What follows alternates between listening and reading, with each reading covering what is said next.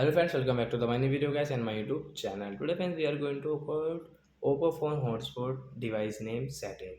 So in this video friends we will talk about guys how can we check hotspot device name in our Oppo phone. Guys, you want to check your hotspot device name. So guys, how can you check? How can you use your phone hotspot setting? In this video guys I will show you. So before starting video friends, first of all guys subscribe the channel, click the bell icon, like my video. So first of all we will on our phone setting. Then guys scroll it. Once you can see that there is no any hotspot setting. So when you will have to click on guys connection and sharing. Then guys you can see your hotspot, guys tap here. Guys click on your personal hotspot setting. Then guys you can see your device name, my Oppo phone. So guys you can see your hotspot device name. From here you want to check, you can check. And guys you want to rename, so guys you can rename also. So like that guys you can check your hotspot device name in your Oppo phone. So that's it guys. Thanks for watching the video guys. We will meet on next video. Bye friends.